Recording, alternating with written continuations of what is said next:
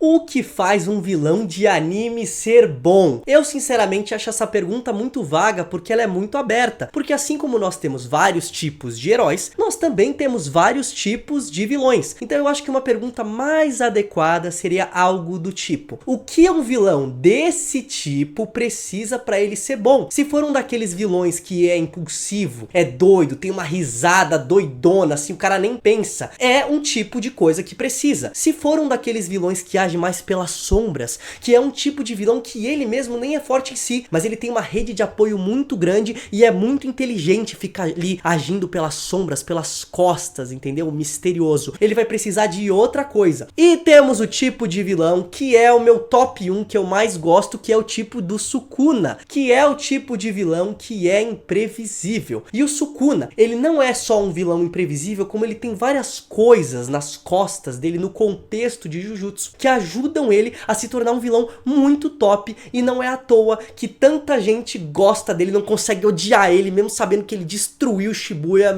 traumatizou o Itadori. Porque ele é um bom personagem, então narrativamente falando as pessoas ficam impressionadas, elas gostam, meu Deus, que personagem bem construído. O que é o tipo de vilão imprevisível e por que eu gosto tanto dele? O tipo de vilão imprevisível é aquele tipo de vilão que na hora que ele pisa na sala, na hora que ele entra em cena, todo mundo fica tenso, exatamente porque você não sabe o que ele vai fazer. É assim como se você tivesse numa floresta, imagina, ou num safari, sei lá, algo assim, e do nada aparece um urso, aparece um tigre, e você fica, meu Deus, ninguém mexe um músculo. A diferença é que o Sukuna é mais perigoso ainda, porque ele é mais inteligente do que um leão, do que um urso, né? Ele tem uma consciência assim mais avançada, uma inteligência mais avançada. Então ele deixa as pessoas nesse sentido primitivo de, meu Deus, agora ferrou. As pessoas não conseguem pensar perto dele pelo medo que tem do Sukuna. E um fator que nós temos que ajuda muito o Sukuna é que ele é extremamente poderoso, ele é o rei das maldições. E a maioria das pessoas e das maldições não vai ficar tentando ir contra ele. Isso torna ele imprevisível e ainda um imprevisível imponente. Mas não acaba por aí. O Sukuna, além de tudo isso, ele gosta muito de brincar, né? Aquela brincadeira super perigosa, né? Que um monte de gente morre e ele destrói tudo. Que brincadeira gostosa, né? Brincadeira maravilhosa. Mas enfim, o Sukuna, por ele ser muito forte,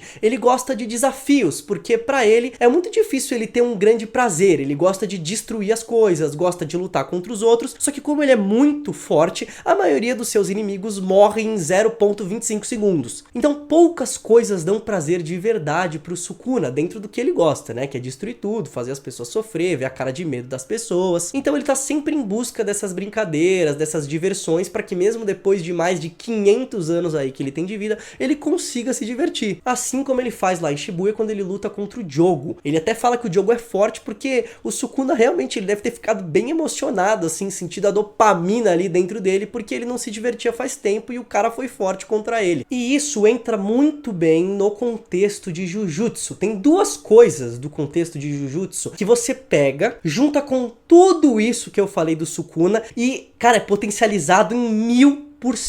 A primeira coisa é que dentro de Jujutsu a gente sabe que o GG ele tem uma abordagem de mostrar que ser um feiticeiro Jujutsu não é tão legal assim. As pessoas morrem, as pessoas têm que fazer coisas que elas não querem, as pessoas sofrem, elas têm que obedecer ordens que vêm da hierarquia lá de cima. Elas são engrenagens. E um exemplo disso são os uniformes dos personagens, que são bem padronizados, bem parecidos, mostrando realmente que eles são engrenagens e que mesmo tendo as suas individualidades, no final de tudo eles têm um serviço a cumprir e que se eles morrerem é facinho substituir, só põe outro feiticeiro Jujutsu pra fazer o trabalho e acabou. E se esse morrer, faz isso com outro feiticeiro também. Eles são engrenagens que são substituíveis e isso tira um tanto da individualidade deles, é uma das abordagens de Jujutsu. E o Sukuna, ele chega quebrando isso tudo, cara, ele chega arrebentando isso tudo, porque como eu falei, ele é muito poderoso e ele faz o que ele quiser. Então dentro de um mundo onde, como eu falei, claro, a gente tem as individualidades dos personagens, mas dentro da sociedade Jujutsu num geral, geral. A gente vê que eles são engrenagens e acabam perdendo um pouco da individualidade deles por conta disso nesse contexto geral. Sukuna, com esse jeito brincalhão, com esse jeito de destruição, ele acaba brilhando muito com a sua individualidade, o seu jeito de ser, porque ele tem muito espaço pra fazer isso. Cara, a grande prova, como eu já falei, Shibuya. Tá todo mundo tenso, tá todo mundo, meu Deus, a gente tem que ir atrás aqui pra tentar salvar o máximo de pessoas possível. Ele só chega no meio do bagulho, destrói o jogo, abre a expansão de domínio dele contra o Mahoraga, ainda aproveita pra se divertir traumatizando o Itadori. Sinceramente, ele tem o controle de tudo, ele tá de boa, ele tá calmo, ele tá suave, ele destrói tudo como se não fosse nada. É uma individualidade, um estilo muito próprio e ele brilha demais nesse contexto. E a segunda coisa é que Jujutsu também usa essa abordagem das mortes secas, rápidas, sem dramatizar tanto assim as mortes. Tanto que a morte que foi mais dramatizada, na minha opinião, não foi nem no mangá, né? Foi no anime, a morte do Nanami, que aquele colega dele aparece e tal. Mas tirando isso, você vê que as mortes são secas, pá, acabou, traz outro feiticeiro, vambora. Que continue o trabalho. E isso ajuda muito o Sukuna. Porque existem muitas cenas que o Sukuna simplesmente chega e tira a vida de alguém ali, fazendo algum jogo, botando medo nas pessoas, pra usar a pessoa de exemplo pros outros obedecerem ele. Se fosse um anime onde as mortes fossem super importantes, super dramatizadas, como em One Piece, por exemplo, que é difícil a gente ver um personagem morrer mesmo. O próprio Oda já falou que não gosta de matar os personagens porque no final dos arcos tem sempre uma grande festa e ele gosta que tenham personagens pra essa grande festa. Que se todo mundo morrer não vai ter personagem pra festa, né? Em Jujutsu não tem festinha nem um pouco, então existem muitas cenas onde tem essa abertura de matar personagens, seja um personagem muito importante pra história, seja um personagem random pra história, seja um personagem mais ou menos pra história, porque ele não vai ficar meia hora parando ali pra dramatizar aquilo, porque pra dramatizar e dar um impacto grande pra morte a partir da dramatização dessa morte, exige um certo tempo, e Jujutsu não, mano, vambora, continua a história, morreu, vamos seguir. As mortes continuam sendo impactantes, mas de um jeito diferente, seco, que desce amargo pela garganta, que é o grande objetivo do GG com o anime, e ele faz isso muito bem. E além disso, a gente vê que o Sukuna, ele nunca para de surpreender a gente no jeito com o qual ele tira a vida da pessoa, cortando a cabeça, tirando o coração,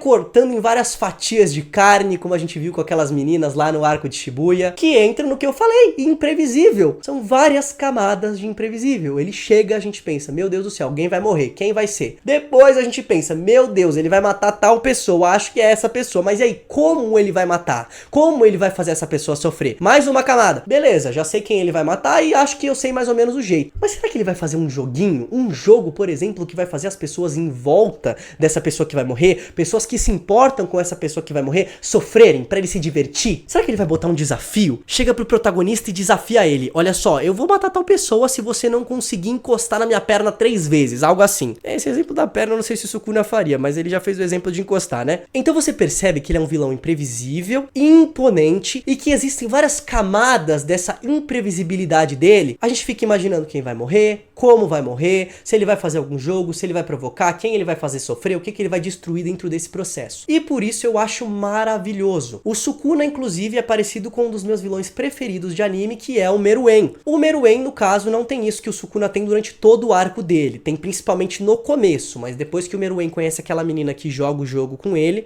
começa o arco de humanização dele, para de ter essas características tão imprevisíveis, tão imponentes. Mas o Meruem do começo eu gosto muito também, porque ele parece com o Sukuna. Eu gosto desse tipo de vilão imprevisível e imponente como o Meruem e o Sukuna. E no caso do Sukuna eu gosto mais ainda porque ele é aquele tipo de personagem, aquele fenômeno acontece, que é um personagem que, se você for parar pra pensar assim, friamente, não é um personagem que tem trocentos minutos de tela, mas mesmo assim ele tem um impacto gigantesco, a galera comenta muito sobre ele, tenta odiar ele totalmente, mas não consegue. Por favor, comenta aqui se você acha que o Sukuna ele é um personagem que é um bom vilão ou não e por quê. Eu quero muito saber, sério. É isso, valeu e até a próxima, gente!